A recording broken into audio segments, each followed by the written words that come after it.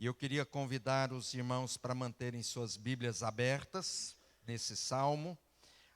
Nós não vamos ler a princípio o salmo todo, mas vamos lê-lo à medida que nós formos caminhando. Nós estamos já há vários domingos, na verdade nós já estamos há 13 domingos, falando sobre os salmos de romagem, ou os salmos de peregrinação, que eram os salmos que eram cantados, pelo povo que quando eles iam para Jerusalém, saindo de alguns lugares ali por perto ou longe de países distantes de Israel, à medida que eles iam, por isso chama Salmos das Subidas também, porque Jerusalém está no alto do Monte Sião. Então esses salmos são salmos de peregrinação, de romagem, dos degraus ou das subidas, dependendo de qual for a versão que você usa, vai ter lá o subtítulo, e esses é um dos poucos subtítulos, que já fazem parte do saltério, do livro dos Salmos, que não foram acrescentados esses subtítulos que muitas vezes nós temos em negrito, esse subtítulo ele já faz parte da composição do livro dos Salmos. Então esses salmos eram cantados pelo povo quando eles iam a Jerusalém e principalmente eles iam ao templo para adoração. Nós estamos chegando no final desses salmos, e o Salmo 132 e o Salmo 133, que são os dois penúltimos, eles vão falar exatamente sobre o templo, sobre a adoração. Ou seja, a organização desses salmos há milhares de anos, eles foram feitos de tal forma que o povo ia cantando o amor, o cuidado de Deus, a proteção de Deus, o amor deles por Jerusalém. Mas agora que eles estão chegando a Jerusalém, eles avistam o templo e eles cantam sobre o templo do Senhor, sobre o lugar da habitação do Senhor. E esse Salmo 132 é o mais longo de todos esses salmos dos peregrinos ou de romagem. E é um salmo que liga passado e futuro, que liga gratidão com esperança, gratidão por aquilo que Deus já tinha feito, pela história de Deus, na história do próprio povo, mas também esperança em relação àquilo que Deus certamente faria em favor do povo. E esse salmo, queridos, ele é dividido em 3 partes. A primeira parte, a parte central e fundamental desse salmo, são os versículos 8, 9 e 10, que é a essência desse salmo. Depois, e nós vamos fazer a leitura desse salmo exatamente nessa ordem, depois nós temos, quando o autor desse salmo fala sobre o passado, do versículo 1 ao 7, e depois o autor vai falar sobre a questão do futuro, da fidelidade de Deus, do 11 até o 18. Uma coisa interessante nesse salmo, esse salmo ele foi escrito, embora não conste aqui, mas esse salmo provavelmente foi escrito por Salomão, e se os irmãos quiserem ler parte desse salmo, dessa oração, basta os irmãos irem lá em 2 Crônicas, capítulo 6, na inauguração do templo, e esse salmo, esses 3 versículos, 8, 9 e 10, fazem parte da oração de consagração do templo por Salomão, filho de Davi, quando naquela semana de grande festa, eles inauguram, eles começam a usar o templo para a adoração e para louvor ao Senhor. Nós vamos ler os versículos 8, 9 e 10, que tem a ver com o centro desse salmo, e aí depois, à medida que a gente for prosseguindo, a gente vai lendo o restante. Salmo 8, versículo 8 diz: Levanta-te, Senhor, entra no lugar do teu repouso, tu e a arca de tua fortaleza. Vistam-se de justiça os seus sacerdotes e exultem os teus fiéis. Por amor de Davi, teu servo, não desprezes o rosto do teu ungido. Aqui nós temos, queridos, a essência desse salmo, que era a oração de Salomão na consagração do templo. E nesta oração, Salomão ele vai falar de 4 coisas bem específicas e objetivas. Versículo 8: entra no lugar do teu repouso, no lugar da tua habitação, tu e a tua arca. Salomão aqui estava fazendo uma menção e a lembrança daquele momento muito especial, quando os sacerdotes entram no templo carregando a arca da aliança. Quando os sacerdotes, eles carregam esta arca de forma simbólica, como a arca sempre representou para o povo de Israel, a presença de Deus no meio do povo. O povo sai do Egito, liderados por Moisés, e Moisés então recebe de Deus instruções as mais variadas, entre elas, a necessidade de construir uma arca, um caixote de madeira, com todas as orientações, medidas, cobertas com ouro puro, com 2 anjos em que as suas asas se encontravam na tampa dessa arca, com varões para que essa arca fosse carregada pelos sacerdotes, todas as instruções necessárias, e a arca da aliança, ela andaria com o povo. E a arca da aliança seria o sinal para que o povo ou parasse ou continuasse a caminhada. Quando a arca parava, o povo parava e ali eles montavam o seu acampamento. Quando os sacerdotes tomavam a arca e eles começavam a andar, o povo de Israel levantava as suas tendas, desarmavam os acampamentos e eles continuavam andando sempre com a arca liderando o povo.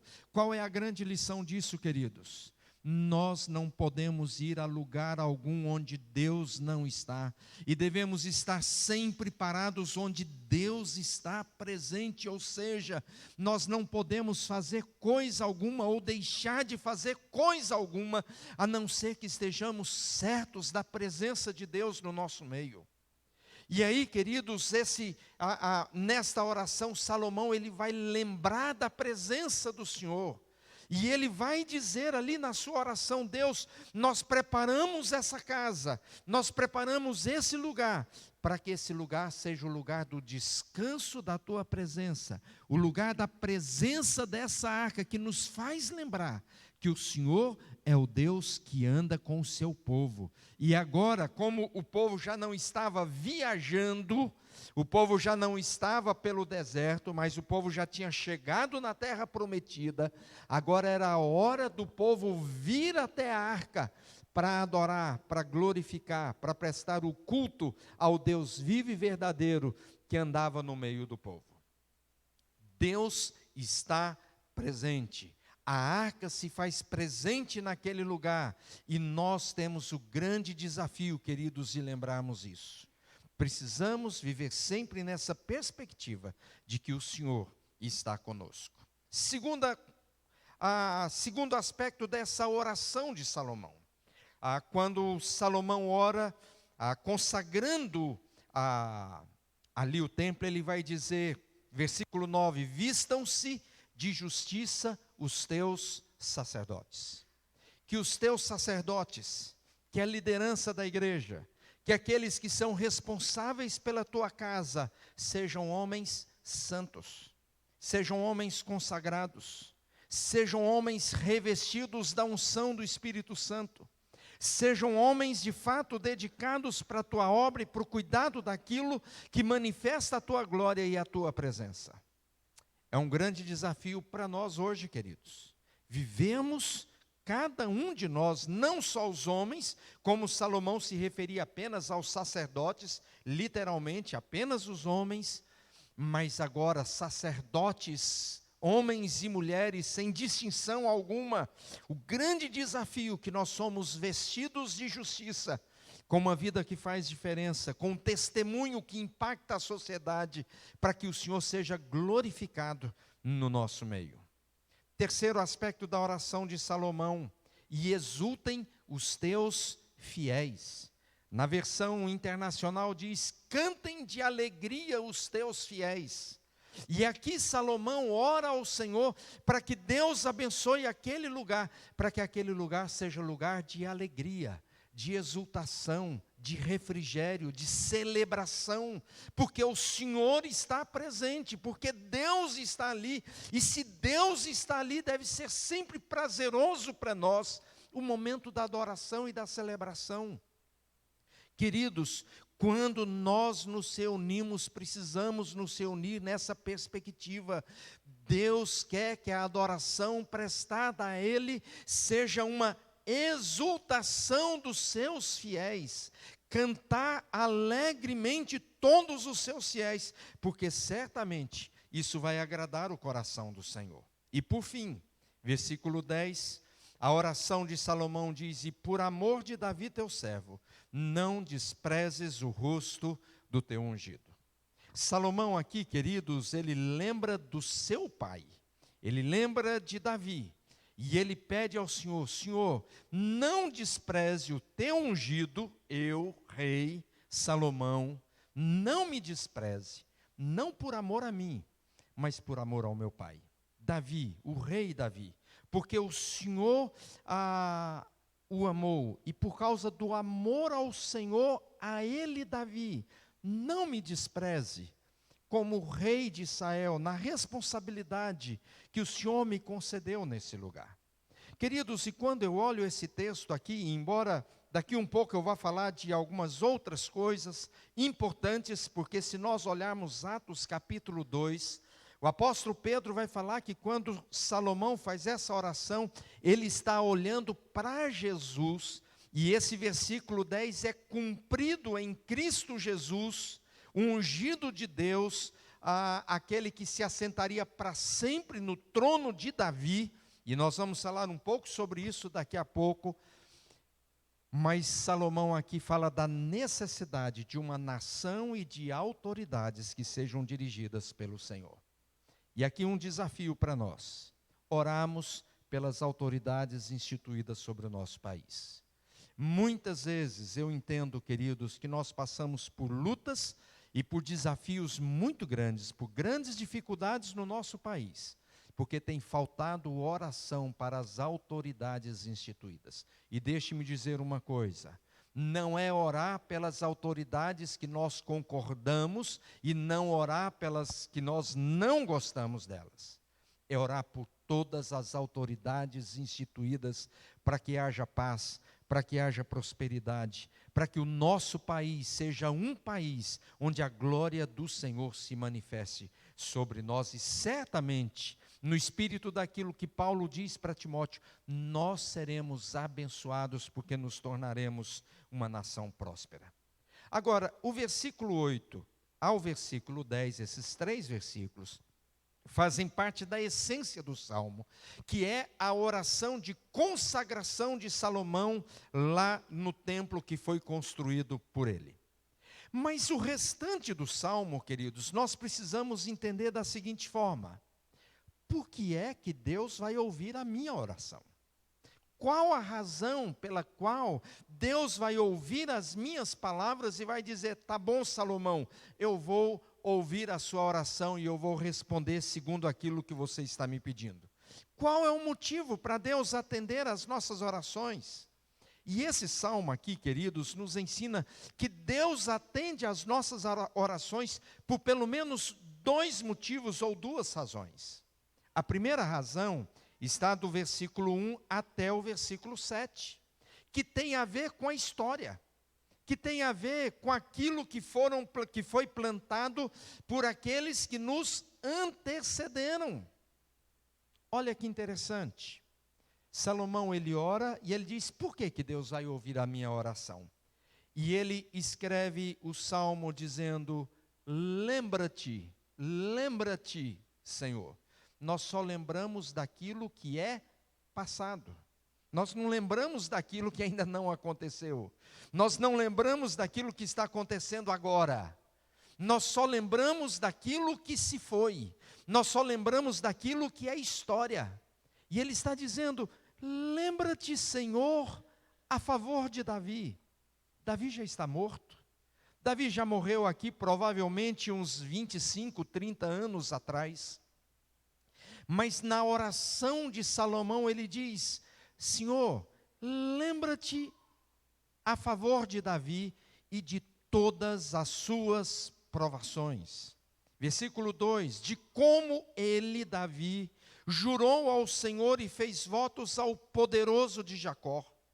Não entrarei na tenda, e aqui é o juramento de Davi, não entrarei na tenda em que moro, nem subirei ao leito em que repouso, não darei sono aos meus olhos, nem repouso às minhas pálpebras, até que eu encontre lugar para o Senhor, morada para o poderoso de Jacó.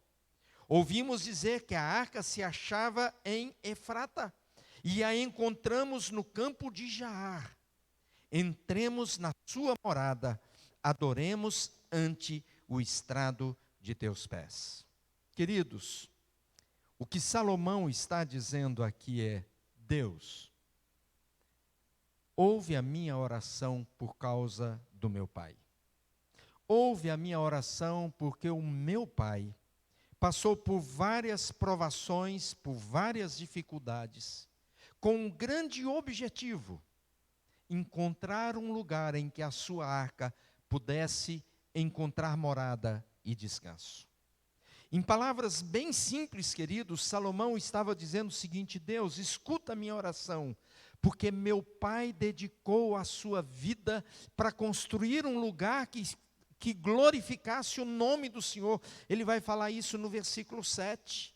Por isso nós entramos nesse lugar e adoramos ao Senhor, porque o meu pai contemplou no futuro um lugar onde o nome do Senhor fosse adorado. Davi não construiu a arca porque o Senhor não o permitiu, mas Davi preparou tudo quanto era necessário para que aquele templo fosse construído. Meus irmãos, deixem-me dizer uma coisa extremamente importante aqui. Extremamente importante, que muitas vezes nós não prestamos atenção. Nós, pais, e agora eu falo aos pais, precisamos ser referenciais de amor ao Senhor e ao templo do Senhor para os nossos filhos. Quando Salomão busca a presença do Senhor, a primeira coisa que ele vai dizer para o Senhor é: Senhor, lembra do meu pai. Lembra do meu pai. Eu conheci meu pai.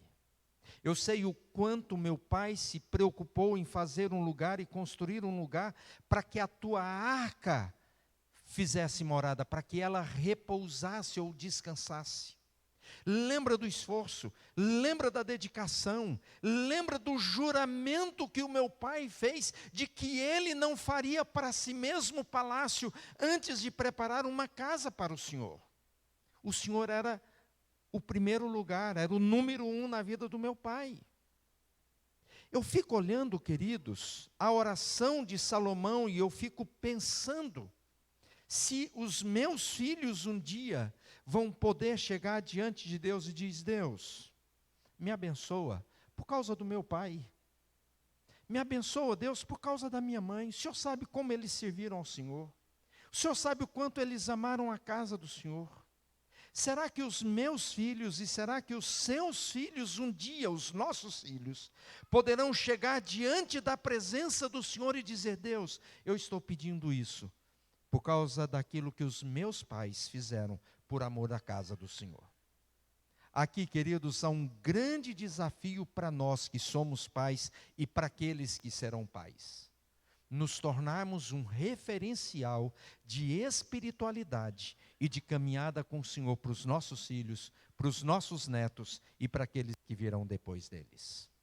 Como nós precisamos hoje que os nossos filhos olhem para nós, pais, e digam: eu gostaria de ser um homem de Deus, ou eu gostaria de ser uma mulher de Deus, assim como meu pai o é, e assim como minha mãe o é. Será que os nossos filhos olham para nós e veem em nós esse referencial de vida cristã, de amor a Deus, de amor ao templo de Deus, à casa do Senhor, de tal forma que antes deles colocarem diante do Senhor as suas orações, eles vão dizer: Senhor, lembra do meu pai e da minha mãe. Lembra o quanto eles fizeram, quanto eles foram dedicados, o quanto eles foram esforçados pelo cuidado da casa do Senhor. Essa é uma razão, e esse é um motivo pelo qual Salomão, ele se coloca diante de Deus e diz: certamente Deus vai ouvir a minha oração. Mas há um segundo motivo para Deus ouvir a oração de Salomão. E aí nós encontramos isso do versículo 11 ao versículo 18, que é a fidelidade do Senhor. É interessante que do versículo 1 ao versículo 7, Salomão olha para o passado e ele é grato a Deus pela vida do seu pai e pela referência que ele era para a sua caminhada com Deus agora. E aquele templo só estava pronto, estava sendo inaugurado naquele dia, porque o seu pai dedicou amor e esforço para a construção daquela casa. Mas Salomão sabia que não era só isso. Salomão, ele faz a sua oração e ele diz: Deus, eu estou orando isso por causa do meu pai, mas por uma outra razão muito mais importante. É por quem o Senhor é e por causa daquilo que o Senhor faz. E aí do versículo 11 em diante, aí ele vai dizer o seguinte: o Senhor jurou a Davi. Olha que interessante. No versículo 2 ele diz: Davi jurou ao Senhor.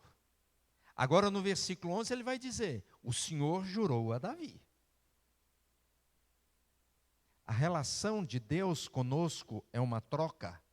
Não necessariamente, mas certamente.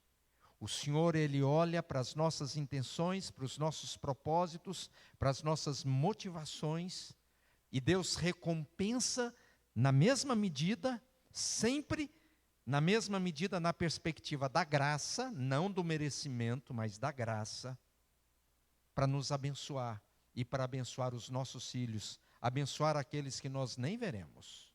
O Senhor jurou a Davi, com firme juramento.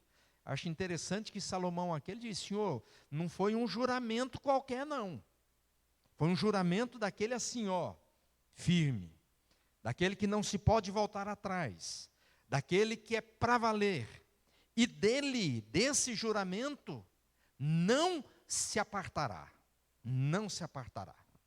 O Senhor fez um juramento que certamente o Senhor vai cumprir.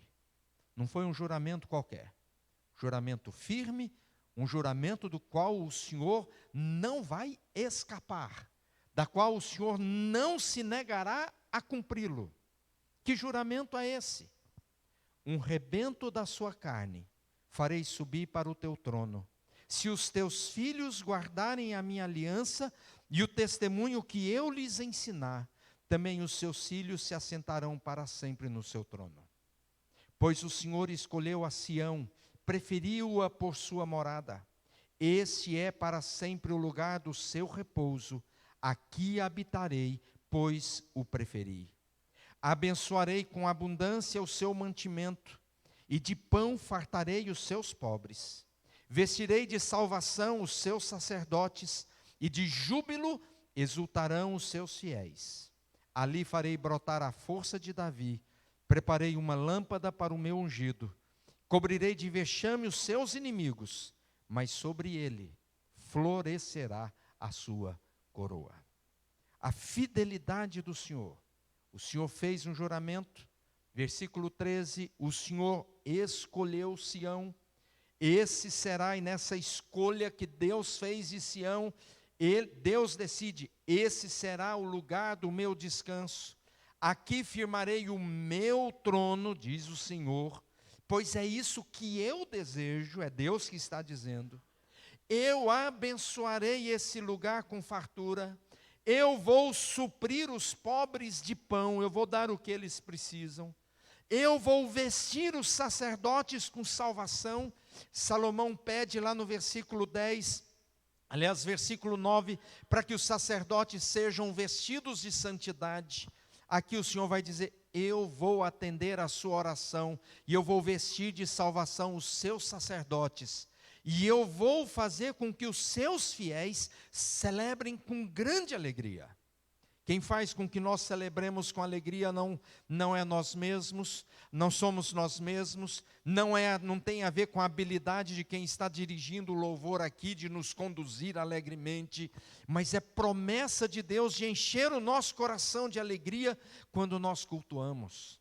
Mas agora, olha, queridos, o versículo 17. Ali farei renascer o poder de Davi e farei brilhar a luz do meu ungido. Finalzinho do versículo 18. Mas nele brilhará a sua coroa. Promessas de Deus, a fidelidade de Deus em todas as coisas.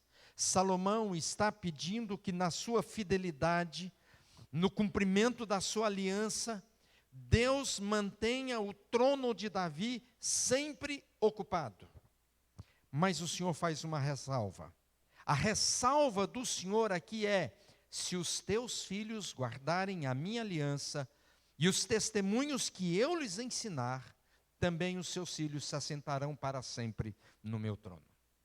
Se os seus filhos forem fiéis, se os seus filhos cumprirem os mandamentos. Como seria isso possível?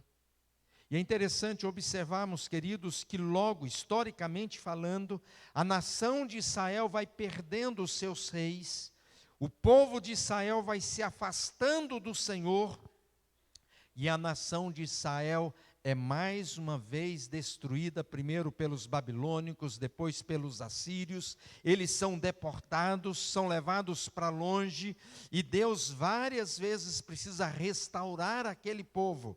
Mas acima de tudo, queridos, o Senhor jamais deixa de cumprir as suas promessas. Algumas lições que eu gostaria de deixar aqui em relação a esse texto. Primeira lição: Deus, e nós não podemos nos esquecer disso, Deus não habita em templos feitos por mãos, mas em um templo feito pelo Espírito Santo. Essa é a primeira coisa que nós precisamos lembrar quando nós olhamos esse texto. O lugar do descanso do Senhor, da presença do Senhor, é o nosso próprio coração. Porque nós nos tornamos habitação, templos do Espírito Santo. E quando nós olhamos para isso, queridos, eu gostaria que os irmãos pensassem a esse respeito. Quão importantes e valiosos aos olhos do Senhor nós somos. Nós nos tornamos o templo, o lugar do descanso, da glória de Deus e da presença de Deus através do Espírito Santo. Nós somos, aos olhos de Deus, homens e mulheres santos, por causa daquilo que o Senhor fez. E quando eu afirmo que nós somos, aos olhos de Deus, homens e mulheres santos, isso não significa que nós, na nossa perspectiva humana, nós sejamos melhores do que quem quer que seja, mas que nós somos alcançados de forma extraordinária pelo Senhor, para nossa salvação e para a glória de Deus revelada em nós e através de nós. A glória de Deus se manifesta no lugar da habitação de Deus. A glória de Deus se manifesta na nossa vida e através da nossa vida, porque agora nós somos o templo do Espírito Santo, lugar da habitação do Senhor. Pense nisso. Pense na glória de Deus em seu favor. Como é que Deus olha para mim e para você como pessoas extremamente especiais e amadas, ao qual Ele vai dizer: você é o lugar da minha habitação. Não olhemos, queridos, para nós mesmos, nos desprezando, ou nos considerando piores do que quem quer que seja, ainda que não precisemos nos considerar melhores do que qualquer outra pessoa, mas nós precisamos olhar para nós numa perspectiva correta, de que a glória do Senhor nos alcançou, e que agora o Senhor habita em cada um de nós. Há um segundo aspecto muito interessante nesse texto. No versículo 2 e no versículo 5, Salomão ele vai citar Jacó. Ele ora ao poderoso de Jacó. Quando Salomão, nessa sua oração, ele ora ao poderoso de Jacó, Certamente Salomão está se referindo a Gênesis capítulo 28, a partir do versículo 10, quando Jacó sai fugido da sua casa por ter passado o seu irmão para trás, e agora é ameaçado na sua própria vida, de perder a própria vida. Jacó, ele foge, ele vai para o deserto de Parã, e num determinado lugar ele pega uma pedra e ali ele adormece, e enquanto ele dorme ele tem um sonho. E ele diz que ele sonha com uma escada em que anjos subiam e desciam, e faziam esse caminho entre terra e céu. Quando ele acorda, a expressão de Jacó é: quão temível é esse lugar. É a casa de Deus, Betel, é a casa de Deus. É a porta dos céus. Deus está aqui. E eu não sabia, Quando Salomão inaugura o templo, ele faz referência a Jacó, porque muitos historiadores dizem que aquele lugar, Betel, deserto de Parã, se transformou no lugar onde o templo de Salomão fora construído. É a casa de Deus, é a porta dos céus. É o lugar onde Deus manifesta a sua glória para a terra, onde há uma escada, de forma simbólica, onde, depois do paraíso em que houve quebra do relacionamento entre homem e Deus, agora nesse lugar, por causa da presença de Deus, anjos sobem e descem, o homem agora tem comunhão com Deus. O homem agora pode ser alcançado pela graça do Senhor. Isso aqui é extremamente importante e relevante para nós, queridos, quando nós lembramos de nós como templo e da igreja, como a comunidade daqueles que fazem parte da igreja de Deus, como casa de Deus, como porta dos céus, como lugar onde a presença de Deus se manifesta, ainda que nós não tenhamos consciência disso.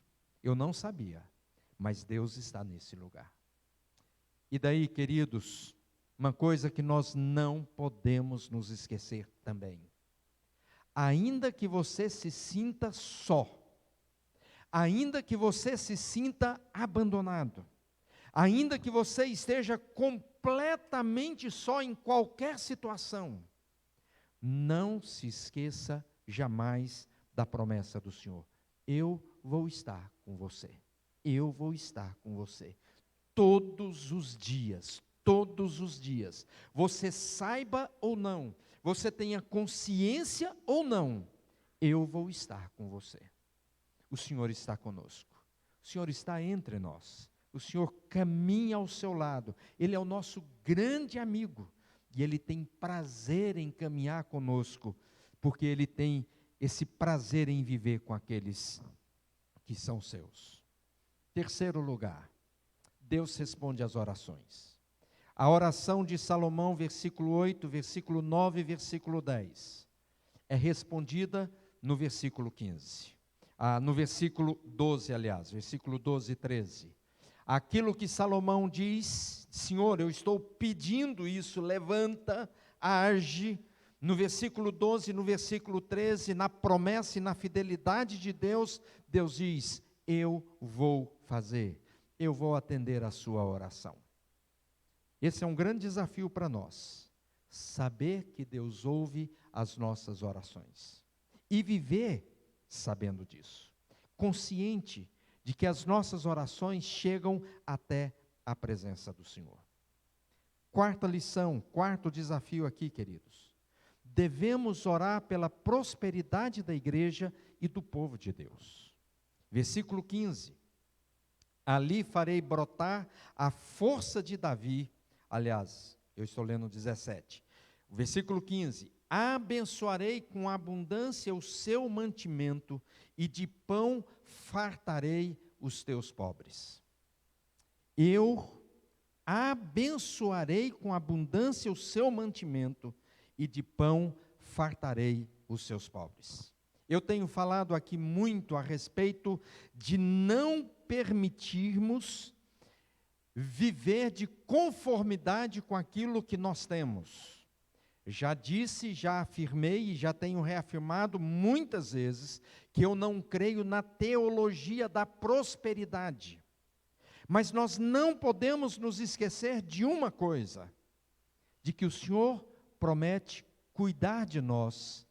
E muitas vezes nós encontramos nas Escrituras promessas de abundância, de fartura. Qual é o grande problema, ou qual é a grande diferença entre termos a prosperidade que vem de Deus e da teologia da prosperidade? A teologia da prosperidade, queridos, tira Deus do centro da nossa vida e coloca a prosperidade no seu lugar. A prosperidade que vem de Deus não muda em nada, o lugar de Deus na nossa vida. Ele continua sendo o trono, sendo o Senhor da nossa vida. Ele continua reinando sobre a nossa vida, e o nosso amor a Ele, a nossa dedicação a Ele, não será alterada por mais que nós tenhamos ou por menos que tenhamos. Se temos muito, nós vamos amar o Senhor. Se temos pouco, nós vamos amar o Senhor. Coisas, circunstâncias, não vão alterar o nosso relacionamento com o Senhor e nem nos dar um sentimento de que nós somos mais ou menos amados porque temos muito ou temos pouco. Coisas não vão alterar ou não vão afetar o nosso amor e o nosso compromisso com o Senhor. A teologia da prosperidade inverte isso, e é por isso que às vezes a gente acaba falando um pouco a respeito disso. Mas nós precisamos aprender a confiar no Senhor sobre aquilo que nós precisamos. E nós precisamos aprender, queridos, a depender de Deus para a nossa própria prosperidade. Abençoarei com abundância o seu mantimento, mas nós também devemos lembrar de pedir a Deus para que Deus supra os pobres com aquilo que eles precisam. A prosperidade do Senhor nunca é acompanhado de egoísmo. A prosperidade que Deus nos dá, queridos, não é para nos fazermos viver abastados. É uma prosperidade, é uma fartura que Deus nos dá, que Ele nos abençoa, para que nós possamos abençoar outros. Jamais para a gente, para nós irmos enchendo, usando a parábola lá de Jesus, a história de Jesus, enchendo os nossos celeiros, cada vez mais, e nunca tem limite. Ele diz, não é para isso. É para que os pobres também se tornem fartos. Para que na nossa fartura, outros sejam abençoados pelo Senhor, e nós tenhamos plena consciência de que Deus nos abençoa, para que outros sejam abençoados pelo Senhor através de nós. Não é só orar pelo pão para os pobres, mas é dar o pão para aqueles que precisam. É usar o que Deus colocou nas nossas mãos, para que pessoas sejam abençoadas. Mas, queridos, o mais importante, e por fim, o texto aqui, Salomão vai falar sobre o trono de Davi. O trono de Davi que não pode ficar vazio. O trono de Davi em que os seus descendentes ocupariam esse trono para sempre. E essa promessa se cumpriu em Jesus Cristo, o filho de Davi, o descendente da mulher. Em Jesus foram cumpridas todas as condições que o Senhor colocou aqui. Se o filho de Davi for obediente, se o filho de Davi cumprir todos os mandamentos, e os mandamentos que estavam ali dentro da arca da aliança, o decálogo, que Moisés recebeu das mãos do próprio Senhor, esse vai permanecer no trono. Nenhum filho de Davi, começando por Salomão e os seus descendentes, foram fiéis o suficiente para manter o trono de Davi ocupado lá em Jerusalém, a não ser Jesus. Jesus, ele não só ocupa o trono de Israel, mas como ele ocupa o trono do universo todo. Porque o Deus de Israel é o Deus de todo o universo. E Apocalipse capítulo 4, uma das imagens mais ricas daquilo que João contempla nos céus, ele diz: eu olhei para o céu e eu vi um trono, e no trono alguém assentado. E ele era como cordeiro, embora ele tivesse cara de leão. E aqui João está se referindo claramente a Jesus Cristo, aquele que se assenta no trono e tem o domínio do universo nas suas mãos. Por que que Jesus fez isso? Porque ele é o perfeito filho de Davi. E ele ofereceu no nosso lugar um sacrifício perfeito. E agora nós podemos servi-lo, nós podemos adorá-lo, porque ele ocupa não só o trono de Davi, ele ocupa não só o trono do universo, mas ele deve ocupar o trono do nosso próprio coração. E aí esse rei todo-poderoso, ele vai olhar para nós e vai dizer: eu tenho chamado vocês de amigos. E nós cantamos hoje várias vezes aqui, queridos, sobre essa amizade do Senhor para conosco. E quando nós olhamos para o cristianismo, quando nós olhamos para a vida de Jesus e para a caminhada com Jesus, nós não olhamos para esse relacionamento com Jesus apenas como um relacionamento de temor e de medo, para não sermos condenados à morte e ao inferno, mas nós olhamos para esse relacionamento com o Rei do Universo como um relacionamento amigável, um relacionamento pacífico, porque nós somos chamados para caminhar em paz com aquele que nos reconciliou com o seu próprio Deus, com o seu próprio Pai, com o nosso Senhor. É um chamado, queridos, para deixarmos ou abandonarmos a superficialidade ou a mornidão da nossa fé e olharmos para Jesus como nosso grande amigo, como aquele que de fato é Senhor e Rei das nossas próprias vidas. Eu quero terminar, queridos, voltando lá em 2 Crônicas, capítulo 7. O Salmo 132 foi usado por Salomão para a inauguração do templo.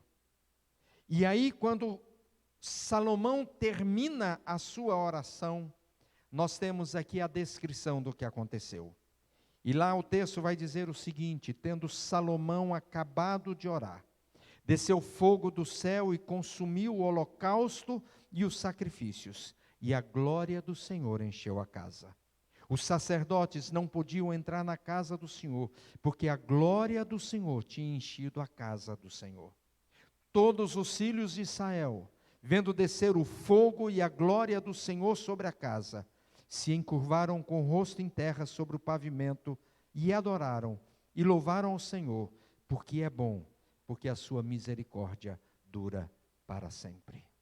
Quando nós entramos na casa do Senhor, e quando nós nos colocamos na presença do Senhor como templos do Espírito Santo, e quando nós reconhecemos a glória de Deus sobre nós, certamente, o Senhor pode manifestar grandes coisas na nossa própria vida. A minha oração, queridos, é que a glória do Senhor encha a nossa igreja, para que cada vez que nós entrarmos nesse lugar, ainda que nós saibamos que Deus não habita em construções feitas por homens, esse lugar pode estar cheio da glória do Senhor ou não, mas isso vai depender de como nós estamos, se Deus está cheio de glória na nossa própria vida. Então a minha oração é que Deus encha de glória essa igreja, mas encha de glória a sua própria vida, o seu próprio coração, e que as nossas atitudes sejam as mesmas daquele povo. Quais foram? Para que assim como eles, nós vejamos o fogo da glória do Senhor, que nós curvemos rosto em terra, numa atitude de contrição e de humildade, que nós adoremos ao Senhor, que nós louvemos ao Senhor, porque a sua misericórdia dura para sempre. Amém? Eu queria convidar o pessoal do louvor, vamos cantar aquele último que vocês cantaram lá no louvor, deixe-me só lembrar aqui, é que nós já cantamos, não existe nada melhor, não existe nada melhor do que sabermos que nós servimos a um Deus que nos chama de amigos. Vamos ficar em pé para nós cantarmos. E o meu desejo, queridos, é que você volte para casa hoje, que você enfrente uma nova semana nessa consciência. Eu adorei a um Deus, que não somente Ele é o Deus, o Senhor do universo, mas eu posso olhar para esse Deus, que ocupa o trono do universo e dizer, Ele me chamou de amigo, Ele me chamou de amigo. Que privilégio, ser chamado de amigo pelo Deus de toda a eternidade. Desculpa, eu vou ler um versículo aqui desse mesmo texto que diz: no 23º dia do 7º mês, o rei despediu o povo para as suas tendas, e todos se foram alegres e de coração contente, por causa do bem que o Senhor fizera a Davi, a Salomão e a Israel, seu povo. Que nós possamos voltar para casa assim, com o nosso coração alegre, de ouvir que nós temos um Deus que nos ama, que está no trono e que é nosso amigo.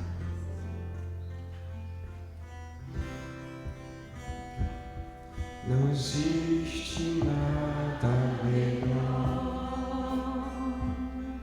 do que ser amigo de Deus, caminhar seguro na luz, desfrutar do seu amor, ter a paz no coração, viver sempre em comunhão e assim perceber a grandeza do poder de Jesus, meu bom pastor.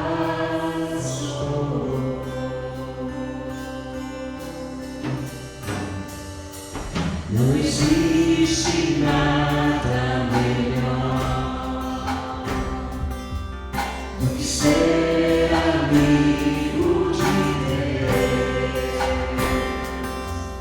caminhar seguro na luz, desfrutar do seu amor, ter a paz no coração, viver sempre em comunhão e assim perceber a grandeza do poder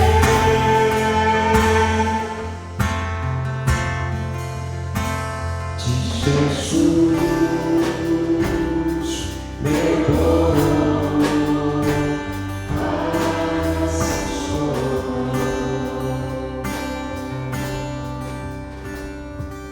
Deus amado, nós buscamos a Tua presença nessa noite e nós nos alegramos pela lembrança dessa noite, de que o Senhor olhou para nós e resolveu nos amar, sem que houvesse em nós qualquer tipo de merecimento, sem que fôssemos melhor do que quem quer que seja, sem, ó Deus, que houvesse em nós motivos suficientes para merecermos a atenção do Senhor. Nós reconhecemos, ó Deus, que é pura graça, exclusiva graça do Senhor sobre nós. Não há outro sentimento no nosso coração a não ser o da gratidão, a não ser o reconhecimento de que a Tua misericórdia dura para sempre, de que o Teu amor tem sido renovado sobre nós dia após dia.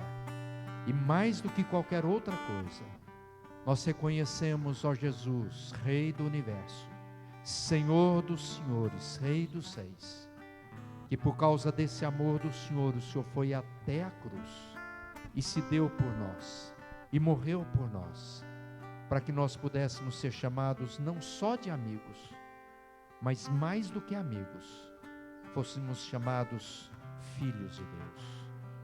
Nós te glorificamos, nós te exaltamos e pedimos, ó Espírito Santo, Tu que habitas em nós, fale conosco, dia a dia, em qualquer situação, onde quer que estivermos. Ó Espírito Santo, visita e haja em cada um dos amados aqui, para que eles sejam consolados, fortalecidos, sustentados, não só nas suas necessidades materiais, não só nas suas necessidades espirituais, mas também nas suas necessidades emocionais e afetivas, para que nós encontremos o contentamento e a alegria do Senhor, e que isso nos seja suficiente. Receba, Senhor, a nossa gratidão e o nosso louvor, e derrama sobre nós, teus amigos e teus filhos, a tua bênção e o teu cuidado. Ó Deus, ajuda-nos nessa semana, como precisamos do Senhor, e que em todas as coisas, em qualquer situação ou circunstância, que o amor de Deus, o nosso Pai, que a graça salvadora e redentora de Cristo Jesus, e que o consolo eterno desse Espírito Santo que habita em mim e que habita em você, permaneça sobre nós todos, sobre todo o povo de Deus, hoje e para todos sempre. Amém e amém. Ter a paz no coração, viver sempre em comunhão, e assim exceder a grandeza do poder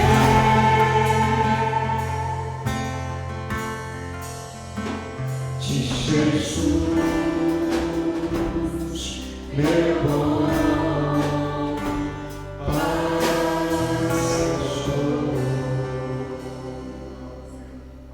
Amém. Podem se assentar, queridos, por favor. Nós queremos agradecer a presença, mais uma vez, de todos que estão aqui conosco. Que Deus possa abençoar grandemente a sua vida. Lá no final nós temos os nossos recepcionistas de hoje, lá de colete verde, para entregar para quem nos visita a lembrancinha da igreja. Algumas coisas que eu gostaria de lembrar os irmãos. Quem não preencheu essa ficha para receber uma assinatura da revista Portas Abertas, nós temos essa ficha lá na saída. Eu preciso que você preencha ainda hoje, porque eu preciso enviar para eles essa semana. É uma assinatura gratuita, sem custo algum, ou então você leva para casa e aí você preenche e coloca no correio sem custo algum. Mas eu preciso que você faça isso essa semana. Uma lembrança aqui, nós não tivemos a nossa feijoada, o valor dos convites já foram devolvidos para quase todos, menos um. Falta uma pessoa para pegar de volta o dinheiro lá do convite da feijoada. Se é alguém que está aqui, nós não sabemos quem, então procure a Rosana. E parte da arrecadação será para o Silmar e para a Márcia, que são missionários na África e no Nepal. Próximo, teremos escola bíblica de férias do dia 10 ao dia 12 de julho. Então preparem-se para isso. E essa semana nós estaremos entrando em contato com aqueles que têm ajudado já, e vamos precisar da ajuda aí dos irmãos de envolvimento para a realização dessa EBF. Dia 6 de julho, queridos, das 10 às 22 horas, nós estaremos lá na Praça para Todos, né? Que é conhecido também como Praça da Bíblia, para a reinauguração da praça. Nós somos convidados pelo prefeito da cidade para fazermos ali 12 horas de louvor e proclamação da palavra. Foi numa reunião que tivemos com o prefeito, ele nos convidou, e nós estamos responsáveis pelo último horário, das 21 às 22. Eu queria pedir duas coisas: a sua oração e a sua presença. Então, orar por esse evento, serão 12 horas de culto, não é? Nós não estamos usando a palavra culto, mas serão 12 horas de culto ali na praça, de testemunho da igreja na cidade, para que Deus abençoe ali que você esteja presente. E nesse sábado, nós teremos a oficina de sabonete artesanais para crianças, que serão produzidos principalmente para os pais, presentes das crianças para os pais. Então, se você tiver alguma informação, se você quiser alguma informação, procure a Helenise, e no sábado às 15 horas nós teremos essa oficina. Esses são os nossos comunicados. Temos o Conexão, fique a par de cada um deles. Temos lá na saída o nosso cafezinho. Não vá embora sem dar um abraço em alguém aí. Que Deus te abençoe, que a sua semana seja muito especial, no nome de Jesus. Deus abençoe. Vão em paz, queridos.